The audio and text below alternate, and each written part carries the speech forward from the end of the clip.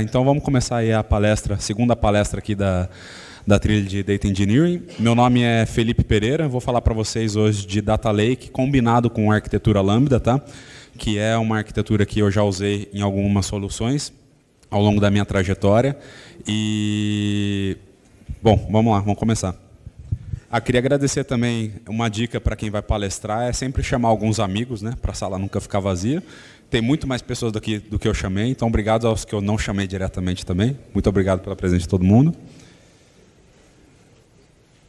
Quem sou eu, né? Então eu sou o Felipe, eu sou pai do Theo, que fez aniversário ontem, 4 anos.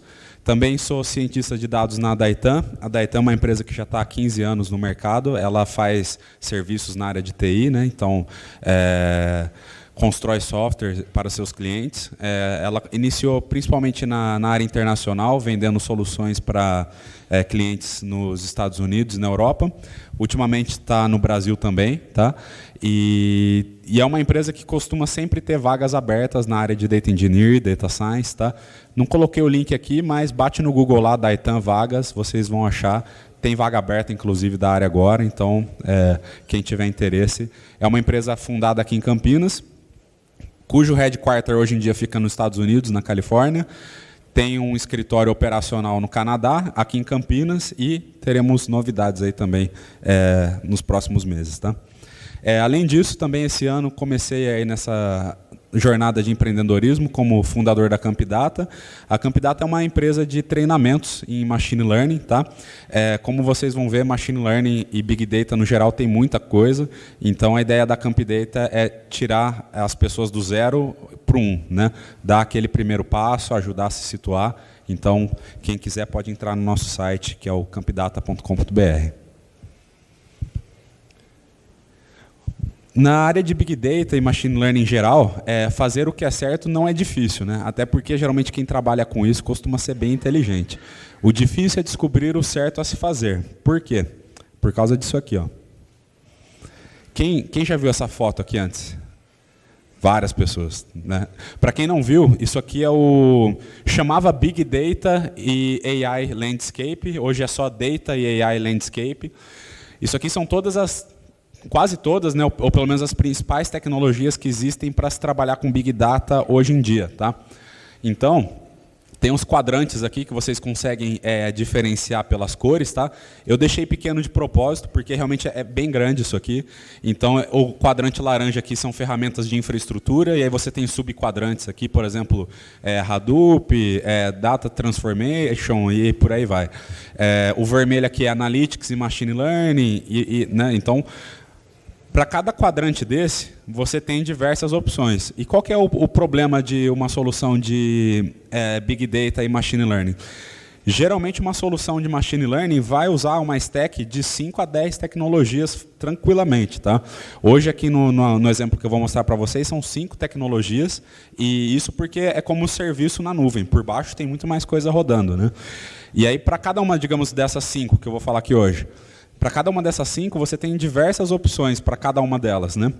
Então, se você vai começar do 0 e você quiser testar várias, você vai perder bastante tempo para aprender, né? E se você, também era o caso que eu estava falando, quer entrar nesse mundo, por onde que eu aprendo, né? A pessoa olha isso aqui e se sente muito perdida, né? Então, essa sensação de se sentir perdido no mundo de Big Data vem muito por causa da oferta, né? De tecnologias possíveis.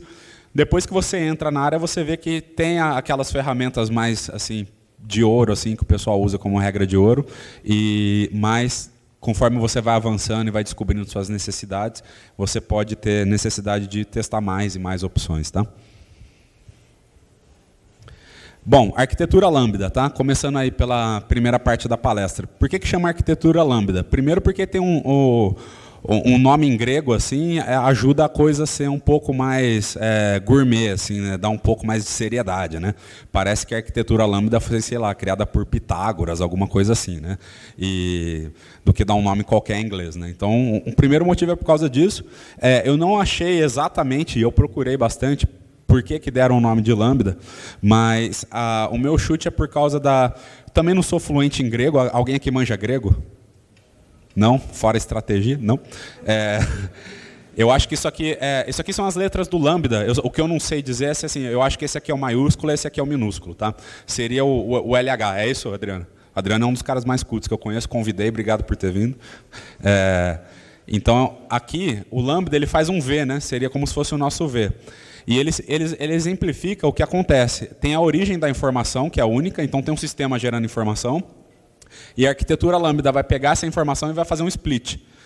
Na partinha de cima você vai tratar como processo batch, fazer agregação, salvar no seu data lake, aqui no nosso caso, no banco de dados. E na perninha de baixo você vai fazer um tratamento real time, fazer um monitoramento. Tá? Então a arquitetura Lambda é um Vzinho assim. Então esse acredito que seja um dos motivos que deram esse nome, além da questão da gourmetização, aí, de colocar um nome grego nas coisas. Né? Então está aqui, ó, vocês podem ver que realmente faz um split. Né? Está bem genérico aqui, tá? Porque ela pode ser usada em diversos tipos de contexto. Você tem uma fonte de dados aqui, que é a origem, pode ser um sistema, pode ser um outro banco de dados de onde você está extraindo dados. Tá? A fonte dos dados vai variar conforme o seu cenário. O que é igual? Você vai ter uma perninha de batch processing e uma perninha de real time. Tá? Então, por exemplo, uma vez eu trabalhei numa solução que gerava de 30 a 40 milhões de registros por dia. Esses registros chegavam e eram guardados em um banco de dados. Então, essa seria a perninha batch, era só guardado, você pode fazer alguma transformação aqui no meio também. Mas, ao mesmo tempo que essa informação estava chegando, eu queria fazer algumas agregações ali, fazer uma contagem. Tinha a ver com billing, né, com faturamento, então eu queria saber o quanto a empresa estava faturando naquele momento, e isso eu queria fazer em real time. Né? E é mais fácil fazer isso aqui enquanto o dado está chegando do que pegar, guardar no banco e fazer a query aqui. Por quê? Porque a gente está tratando de Big Data. Tá? A arquitetura Lambda não faz sentido com poucos dados. Aí você está só fazendo uma coisa ali para pôr no currículo, talvez. Mas no Big Data ela é necessária, porque se você guardar o dado para depois fazer uma query aqui, até o Lucas colocou na palestra dele, muitas vezes você vai precisar de ferramentas especializadas para tratar com Big Data. Né? O tempo de resposta não é automático. Né? Então, dada a quantidade de dados que você tem, por mais que você otimize, particione os dados, né? Então sempre vai ter um delay que muitas vezes vai... Então vamos colocar no cenário que eu estava falando, eu quero saber o faturamento da empresa minuto a minuto. Se eu for rodar uma query aqui no meu grande histórico de Big Data, sei lá, vai demorar 1 hora. Então já não bate, né? Eu não consigo executar em 1 minuto obter aquela informação que eu queria. Então por isso que a gente faz essa query, né? Pode ser outros tipos de processamento além de query, antes de salvar, enquanto a informação está chegando. Né? O como a gente vai ver ao longo da palestra. Então, dando uma resumidinha no que é a Lambda, né? Ela tem a perninha batch, que vai tratar aí com Big Data, dados históricos, vai pegar o dado cru e jogar em algum lugar. E tem a parte real time, que pode ser usada para monitoramento, tanto de business como de TI. Né? Então, a gente usava até a questão do faturamento. O faturamento caiu muito. Será que é porque deu algum problema no sistema, ou realmente não está vendendo? Né? E para necessidades real time de business. Né? Hoje em dia, mais e mais empresas querem ter coisas cada vez mais em real time para poder tomar decisões. Além dessas duas coisas, a perninha batch e a perninha real time, tem a serving layer, né? Porque quando você processa, tanto em cima quanto embaixo, isso aí é gravado num outro lugar depois. Aqui, a ideia que eu trago para vocês é que esse lugar depois, por exemplo, seja um data lake. Esse data lake vai receber os seus dados, você vai gerenciar esses seus dados com metadados, para ele não virar um pântano de dados, né? Para você saber o que está lá. E aí o seu data lake vai ser a fonte para tudo que a sua empresa precisar fazer. Minha empresa tem uma área de BI que precisa fazer um relatório. Ao invés da empresa ir lá em todos os sistemas e tirar uma query, ela bate no data lake. Tem a galera de ciência de dados, que vai precisar fazer um algoritmo de machine learning. A galera pega os dados no data lake. Tá? Tem uma galera de analytics, fazendo Elasticsearch, alguma coisa assim, pega aqui do data lake. Tá? Então, a ideia nessa arquitetura é o data lake ser a sua fonte única e confiável de dados, de onde você vai... Todos os sistemas se preocupam em jogar lá, alguém, obviamente, está cuidando disso, né? Armazenando corretamente, e todo mundo que precisa ler, lê de lá. Tá? E aí a gente usa coisas baratas aqui, porque geralmente a gente está falando de Big Data, né? Então a gente usa, por exemplo, na Amazon o S3, né? Que é bem barato. Na Google, qual que é o equivalente do S3, Lucas? o Cloud Storage, tá? Que são soluções que são mais baratas e você depois lê em cima disso. Então, como que a gente faz na prática, né? Data Lake, arquitetura Lambda. A gente vai entrar numa parte mais prática agora. Alguém tem alguma pergunta dos conceitos, assim? Alguém quer perguntar alguma coisa? Não? Beleza. Só um disclaimer antes, né? A arquitetura Lambda não tem nada a ver com a AWS Lambda, tá? A Amazon tem uma ferramenta chamada AWS Lambda, não tem nada a ver, é só um nome de uma ferramenta que tem lá, de Function as a Service. Então, só para tirar isso aí, essa confusão, tá? Então, na AWS, alguns exemplos para fazer o Data Lake, né? O armazenamento, no caso do S3, você vai cuidar dos metadados através de uma ferramenta chamada Glue. Se isso não está fazendo sentido para vocês, não se preocupe, vai ter a parte da demo aqui para mostrar. Então, além disso, para fazer o processamento dos dados na Lambda, a gente tem o Kinesis, tem o Kafka, que você pode instalar no EC2, né? Tem o Spark, que você pode instalar, ou você pode usar o EMR, que é o Spark as a Service, né? Enfim, tem outras aí. E aqui a parte de serving, para você servir esses dados, né, você vai ler esses dados lá no S3, e aí você pode ler diretamente de várias ferramentas que tem na Amazon. Né? Do Redshift, você pode ler do SageMaker, do QuickSight, ou no caso da demo aqui que a gente vai mostrar, do Athena. Tá? Então, as ferramentas que a gente vai usar aqui nessa demo são o S3, o Glue, o Kinesis e o Athena. E agora a hora da demo, né? Quem viu quem sabe a referência da foto? Bastante gente. Para quem não sabe, esse aqui é o Elon Musk, né, da Tesla. E aí ele foi fazer a demonstração do carro lá, do Jeep novo deles lá, futurista, Cyberpunk. E aí o vidro era inquebrável, não sei o quê. Eles pegaram e tacaram uma pedra e quebrou um vidro. Aí falou, não, pera aí, deixa eu tentar de novo. Aí tacou e quebrou lá outro também. Eu acho que foi pensado justamente para gerar esse buzz aí, né? Mas aí já estou trazendo a bola aí para a gente trazer o Elon Musk como padroeiro das demos aí, né? Para abençoar nossas demos aí. Eu ia fazer essa demo ao vivo, mas a internet aqui tá ruim, então tem um vídeo com a demo já que eu já deixei gravado, a gente vai botar o vídeo, tá? Só um minutinho que a gente está copiando aqui. Quem chamou?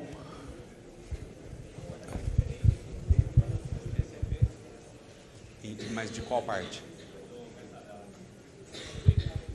Tá, a pergunta dele foi se na Google tem referente ao Glue, uma ferramenta referente, né? Eu não conheço. Lucas, você tem alguma coisa referente ao Glue?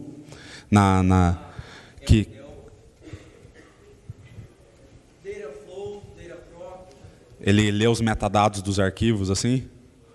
Também. Seria o mais próximo. Mais próximo, então, Dataflow e Dataproc, tá? Enquanto o Renato está copiando, vamos fazer algumas perguntas. Você? O Glue ele lê os metadados do arquivo no S3 para você saber o que tem lá dentro. Você escreve em PySpark, não escreve? Não, ele é genérico. Ele só lê o metadado no S3 e pronto. Aí quem quiser usa dele. Que nem o PySpark pode ler dele.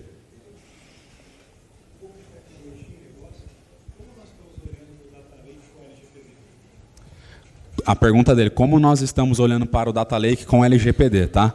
Não sei. A gente vai ter um painel aqui hoje, a 1h, tá? Falando um painel com... São 3 ou 4 pessoas, mais o facilitador do painel. Dessas 3, 4, 2 são advogadas, mais 2 pessoas técnicas que vão estar discutindo sobre isso. Agora, tirando a brincadeira, a parte da LGPD, a gente... Não é só TI, né? Ela envolve também bastante a parte de business, a parte compliance, a parte mais jurídica da empresa. Né? No caso da área de TI, o que as pessoas têm se preocupado mais é o que, em primeiro lugar, o que elas sempre se preocuparam, o controle de acesso. Né? Porque é muito fácil você clicar uma flag errada lá no S3 e deixar público, então, primeira coisa, deixar privado. A segunda coisa são os dados sensíveis. Né? Então, quando você está num data lake, dependendo da diretriz que a empresa vai seguir, ela pode salvar os dados sensíveis, que nem o próprio nome, CPF, né? Empresas financeiras às vezes precisam do número do cartão de crédito. Então, isso aí ou vai estar salvo de maneira crua, mas muito restringido. Geralmente, quando isso acontece, às vezes não está nem na nuvem. Às vezes as empresas estão voltando um pouco no tempo e começando a armazenar isso em servidores dentro das empresas. Tá? E um segundo ponto é que ou pode estar na nuvem, mas ou pode estar com a segurança feita e o dado lá, ou pode estar criptografado uma coluna, que essa coluna pode ser descriptografada depois num processo posterior, se for preciso. Tá? Então, na parte do Data Lake é mais isso, é o gerenciamento de acesso, quem pode acessar, como pode acessar. Hoje em dia não é só mais fechar o acesso, mesmo quem tem acesso já está precisando de Two-Factor Authentication, né, eles estão colocando isso, e a parte de dados sensíveis também. Tá? Então, é um pouco mais por aí que afeta o Data Lake. Mais alguma pergunta enquanto a gente coloca o vídeo aqui? Não? Beleza. Bom, então vamos lá.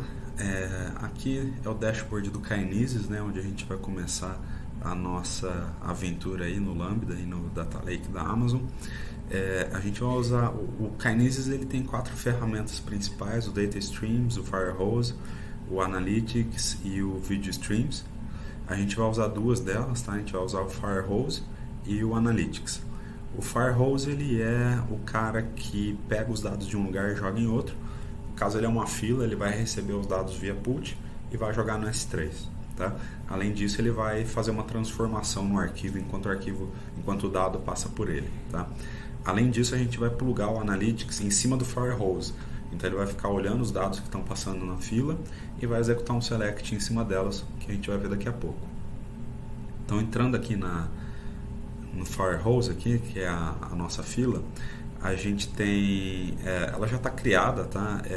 Aqui são apenas as informações descritivas, mas o processo de criação é muito simples, é pela própria console aqui da Amazon. Então, basicamente, você vai definir um método de entrada dos dados, que nesse caso aqui vai ser via put na fila. Você pode opcionalmente definir um método de transformação dos dados. No nosso caso aqui a gente está usando uma função lambda, que vai receber um dado que tem ali 4 colunas. A gente só vai tirar uma e gravar 3. Tá? É só isso que a função vai fazer. Só para mostrar didaticamente. E por fim ela vai jogar esses dados em algum lugar. Então esse dado transformado ele vai para o S3, dentro de um bucket, numa pasta que você define. E você tem uma opção também de gravar o dado cru da maneira que ele vem, diretamente no S3 também. E a gente vai fazer isso no mesmo bucket, numa outra pasta. Então a gente vai ter a possibilidade de ter tanto dado transformado quanto cru, porque isso é interessante em alguns cenários, né? Que você pode usar para outras funções, se você quiser. Bom, a Amazon ela já dá um gerador de dados demo aqui, que são dados fake ali de preço de ação da Bolsa dos Estados Unidos. Esses dados têm uma estrutura que a gente vai ver daqui a pouco, mas basicamente vai vir a ação e o preço da ação e a variação da ação. Tá? Então, estou aqui mandando os dados e o Firehose ele vai ser então aquela nossa perninha BET da arquitetura Lambda. Né? Os dados chegam nele, ele faz um processamento em cima dos dados e grava no nosso Data Lake, que é o S3. O Analytics ele vem para ser a perninha real-time do Lambda. Então, ele tem aqui você define uma função SQL. Isso aqui já é uma função padrão da própria Amazon, que é uma função de calcular uma contagem em uma janela de deslizante de 10 segundos. Então, ele vai pegar os últimos 10 segundos, vai montar como se fosse uma tabela ali e vai fazer um count das ações. Então ele vai mostrar para a gente nos últimos 10 segundos quantas ações, quais e quantas de cada passaram, né? Então para a gente ver isso na prática, a gente clica aqui em Real Time Analytics e ele já vai executar essa query em cima da stream do Firehose. Tá? Isso é bem fácil de configurar. Ali no source a gente coloca a origem, né, que está o Firehose. A gente já clicou na outra tela para ele mandar os dados e aqui ele está passando os dados e a gente está vendo os dados aqui passando e sendo agregados. Tá? Então isso é ao vivo, é a parte de monitoramento ao vivo.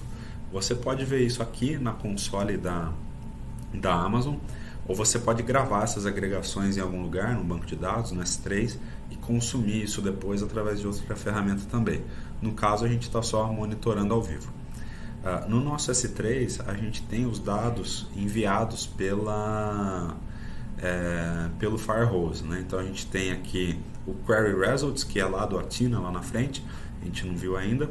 A gente tem os Source Records, que são os dados crus, e a gente tem os dados transformados, que são os dados sem uma das colunas lá, né? A gente tirou uma das colunas, a gente já vai ver qual delas. Então no Source Records aqui, ele já cria um particionamento, né, através da criação de subpastas, que por padrão é ano, mês e dia. E hora, tá? E aí ele grava um arquivo aqui. Esse arquivo é gravado a cada buffer de dados enchido, né? O buffer ele enche a cada X registros ou por um timeout de tempo configurado lá no Firehose. Então, deu o time, ele vem aqui e cria um arquivo. Por enquanto a gente tem só um pântano de dados aqui, né? O Data Swamp. Porque você tem um arquivo jogado dentro de pastas no S3, você não faz ideia do que tem ali. Para a gente começar a desvendar isso, a gente usa o Glue. O Glue é uma ferramenta que vai verificar os metadados dos arquivos, né? O primeiro conceito é você criar um database para agrupar os seus metadados. Então, chamei aqui de GlueSet, só um nome de exemplo, tá? Dentro dele você vai criar um crawler que basicamente você vai acionar um robô que vai varrer o seu bucket e vai criar tabelas em cima disso.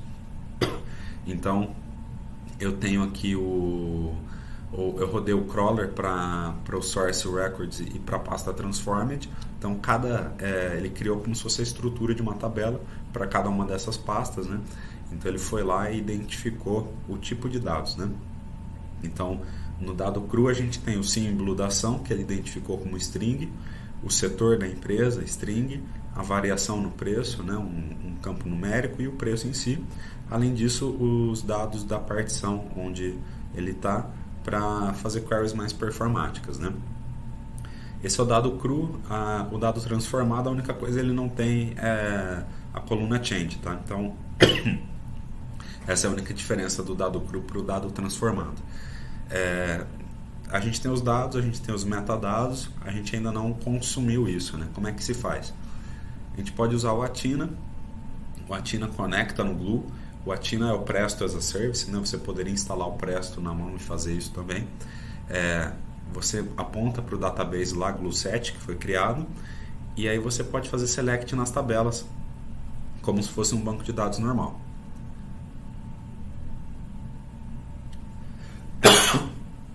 Aqui a gente pode ver o resultado, tá? E você pode usar o Athena tanto para fazer queries aqui no console, como fonte de dados. Então você pode ter um sistema batendo no Athena e fazendo essas consultas, tá? Essa é uma das maneiras de consumir dados do Data Lake, mas tem outras também, conforme a gente já discutiu. Então, obrigado, Sr. Musk, por permitir que as coisas acontecessem. Então, resumo, tá? O que aconteceu, o que a gente viu aqui? A gente viu na parte do Lambda, da perninha, né? Tem a perninha batch e a perninha real time. Na perninha batch foi o Firehose que a gente usou. Você poderia usar o Kafka, por exemplo, que é gratuito. A origem dos dados, alguém vai jogar os dados lá, né? É uma fila. Você pode opcionalmente fazer uma transformação e você vai jogar isso em algum lugar. No caso, o nosso lugar foi o S3. O Analytics, o Kinesis, ele rodou em cima, a origem dos dados dele era o Firehose, então ele ficou analisando a fila, os dados passando pela fila, para tirar métricas em cima disso.